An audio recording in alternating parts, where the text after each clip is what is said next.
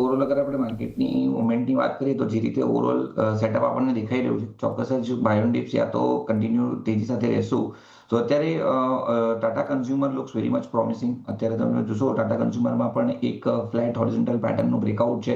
સો 1160 ની આજુબાજુનું ક્લોઝિંગ હતું ટાટા કન્ઝ્યુમરની અંદર. તો કરંટ માર્કેટ પ્રાઇસથી કોઈ પણ ગેપ અપ પણ ખુલે છે તો ત્યાં એક વખત માટે પોઝિશન લોંગ કરીને જઈ શકાય છે. જે રીતે ચાર્ટ પેટર્ન છે અહીંયાથી આપણે એક્સપેક્ટ કરી શકીએ છીએ કે 1200 સુધીના લેવલ 1 થી 2 દિવસમાં આવી શકે છે. તો 1200 ના ટાર્ગેટ માટે ટાટા કન્ઝ્યુમર બાય 1144 ના સ્ટોપ લોસની સાથે. નેક્સ્ટ જે કોલ છે એસબીઆઈ લાઈફનો છે. એસબીઆઈ લાઈફના તમે ચાર્ટ જોશો તો અહીંયા પણ સ્ટોકમાં એક કન્સોલિડેશન પેટર્નની અંદર ટ્રેડ કરી રહ્યું છે.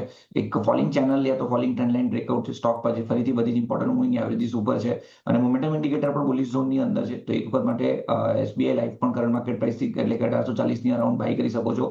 2 થી 3 દિવસમાં અહીંયા 1900 સુધીના ટાર્ગેટ આવી શકે છે અને 1824 એઝ અ સ્ટોપ લોસ આપણે મેન્ટેન કરવાનું રહેશે. સો એસબીઆઈ લાઈફ અને ટાટા કન્ઝ્યુમર બંને અમારા તરફથી બાય કોલ રહેશે.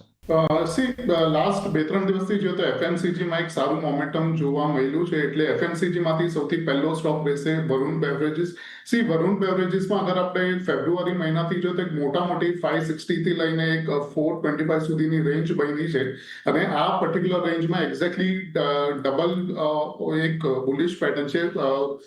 બુલિશ બેડ પેટર્ન બની છે, સાથે સાથે રિસેન્ટલી એક બુલિશ ઓલ્ટરનેટ બેડ પેટર્ન બની છે એક્ઝેક્ટલી 1.13 રેશિયો આગળ, અને ત્યાંથી જ આપણે એક રિવર્સલ પણ જોયું છે ને ટ્રેન્ડ લાઇન બ્રેકઆઉટ પણ દેખાય છે. સાથે સાથે એક બુલિશ ડાયવર્જન્સ પણ છે પીઆરઝેડ આગળથી, અને છેલ્લા 6-7 દિવસથી જે એનું લોઅર લો સ્ટ્રક્ચર હતું એ ચેન્જ થઈને હાયર લોઝ વાળું સ્ટ્રક્ચર બન્યું છે અને જે પ્રીવિયસ ટ્રેડિંગ સેશનમાં એક કુલ ઓફ જોયું હતું એના ચાલતે લાગે છે કે આજે ફરતી એક અપસાઇડ જોવા મળી શકે છે. એટલે બાય કરવાની સલાહ રહેશે. 440 નો સ્ટોપ લોસ રહેશે બીબીએલમાં અને 500 નો ટાર્ગેટ રહેશે. સેકન્ડ સ્ટોક છે બ્રિગેડ એન્ટરપ્રાઇઝ. બ્રિગેડ એન્ટરપ્રાઇઝમાં પણ સિમિલર સોર્ટ ઓફ એક પેટર્ન દેખાડી રહી છે. મલ્ટિપલ બોટમ્સ આપણને 900 ના લેવલ્સ આગળ દેખાડી રહી છે વિથ ડાયવર્જન્સ, અને જે રીતે રેટ ઓફ ચેન્જ ઇન્ડિકેટર 0 લાઇનથી ટર્ન અરાઉન્ડ થાય છે એટલે આની અંદર એક ફાસ્ટ અપસાઇડ મોમેન્ટમ જોવા મળી શકે છે. બ્રિગેડ એન્ટરપ્રાઇઝમાં બાય કરવાની સલાહ રહેશે. 940 નો સ્ટોપ લોસ રહેશે અને 1040 નો એક ટાર્ગેટ લઈને ચાલશો. આપણો સૌથી પહેલો જે બાય કોલ રહેશે એ ઓવરઓલ કન્ઝમ્પશન સ્પેસથી રહેશે. જે હિસાબથી આપણે જોઈએ તો છેલ્લા 3 દિવસ અંદર ઓવરઓલ કન્ઝમ્પશન સ્પેસમાં જે હિસાબથી સેટઅપ બનતા પણ જોવા મળે છે, એક ડાઉન સાઇડના લેવલથી એક સ્ટ્રોંગ ફ્રન્ટ પર બાઇંગ આપણને એડિશન થતા પણ જોવા મળે છે અને મને લાગે છે આવનારા દિવસોમાં એનાથી કન્ઝમ્પશન સ્પેસમાં એક સારું બાઇંગ એનાથી રહેવું જોઈએ. એમાંથી જે પહેલો કાઉન્ટર આપણો બની રહ્યો છે જે ટાટા કન્ઝ્યુમર આપણા શો પર લાસ્ટ વીક બી રિકમેન્ડ કરેલો હતો. ઓવરઓલ આ કાઉન્ટરનો સેટઅપ જે હિસાબથી બનતા પણ જોવા મળે છે 1175 લેવલ પર એક મેજર બ્રેકઆઉટ આવતા પણ જોવા મળે છે.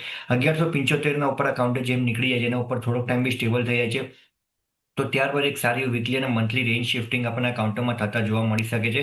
સો હું કહીશ કે લોંગની પોર્શન ક્રિએટ કરીને સલાહ રહેશે. એનાથી વીકલી મંથલી ડેલી બધા ટાઈમ ફ્રેમમાં એક કન્ફર્મેશન બી આવતા જોવા મળી રહ્યું છે. લોંગની પોર્શન ક્રિએટ કરીને સલાહ રહેશે. અપસાઇડમાં જે હિસાબથી આપણે જોઈએ તો 1210 ના ટાર્ગેટ રહેશે અને ડાઉન સાઇડમાં જે સપોર્ટ બનેલો છે અત્યારે કાઉન્ટર માટે 1140 છે. સો 1140 નો સ્ટોપ લોસ, 1210 ના ટાર્ગેટ માટે ટાટા કન્ઝ્યુમર પહેલો બાય કોલ. જે સેકન્ડ બાય કોલ છે એ છે પેટીએમ. આ કાઉન્ટર બી આપણે શો પર કન્ટિન્યુઅસલી રિકમેન્ડ કરતા આવ્યા છે અને અપસાઇડમાં જે હિસાબથી આપણે જોઈએ તો દિવાળી પીકના હિસાબથી બી આપણે આપણા શો પર આ કાઉન્ટર રિકમેન્ડ કરેલો છે 1640 ના ટાર્ગેટ્સ માટે. હવે જે હિસાબથી આપણે જોઈએ તો છેલ્લા ગઈકાલના પરમ દિવસ લાસ્ટ પ્રીવિયસ ટ્રેડિંગ સેશનમાં કાઉન્ટરમાં આપણે શોર્ટ કવરિંગની રેલી બી સ્ટ્રોંગ ફ્રન્ટ પર એડિશન થતા જોવા મળી છે. સો લોંગની પોર્શન ક્રિએટ કરીને સલાહ રહેશે.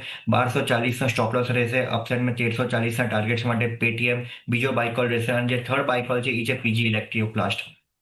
પીજી ઇલેક્ટ્રોપ્લાસ્ટમાં આપણે જોશું તો કાઉન્ટર એક સ્ટેબિલિટી પર આવતા પણ જોવા મળી રહ્યો છે અને એનાથી આપણે જોઈએ તો રેન્જ શિફ્ટિંગ બી થતા પણ જોવા મળી રહી છે. હવે એનાથી જેમ આ કાઉન્ટર 590 ના ઉપર ક્લોઝિંગ આપી દે છે તો એનાથી સારી મોમેન્ટમ આપણને આ કાઉન્ટરમાં બિલ્ડઅપ થતા પણ જોવા મળશે, જે ડાયરેક્ટલી 660 670 ના લેવલ સુધી જવાની જગ્યા બનાવી શકે છે.